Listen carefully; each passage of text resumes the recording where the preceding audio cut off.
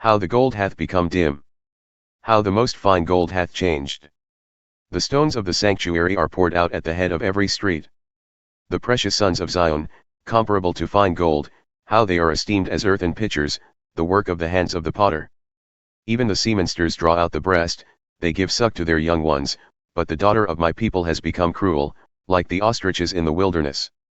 The tongue of the sucking child cleaveth to the roof of his mouth for thirst, the young children ask bread, and no man breaketh unto them. They that fed on delicacies are desolate in the streets, they that were brought up in scarlet embrace dunghills. For the punishment of the iniquity of the daughter of my people is greater than the punishment of the sin of Sodom, that was overthrown as in a moment, and no hand stayed on her.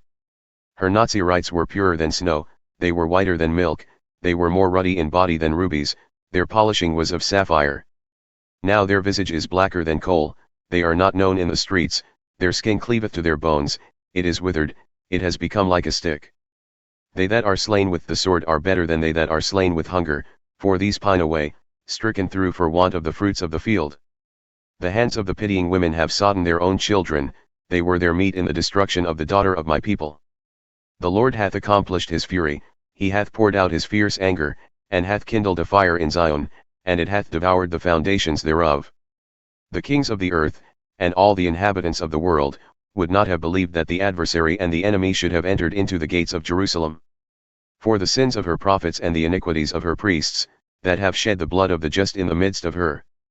They have wandered as blind men in the streets, they have polluted themselves with blood, so that men could not touch their garments.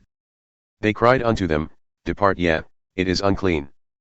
Depart, depart, touch not. When they fled away and wandered, it was said among the heathen, They shall no more sojourn there. The anger of the Lord hath divided them, he will no more regard them, they respected not the persons of the priests, they favored not the elders.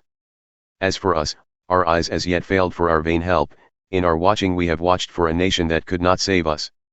They hunt our steps, that we cannot go in our streets, our end is near, our days are fulfilled, for our end has come. Our persecutors are swifter than the eagles of the heavens, they pursued us upon the mountains, they lay in wait for us in the wilderness. The breath of our nostrils, the anointed of the Lord, was taken in their pits, of whom we said, Under his shadow we shall live among the heathen. Rejoice and be glad, O daughter of Edom, that dwellest in the land of Uz.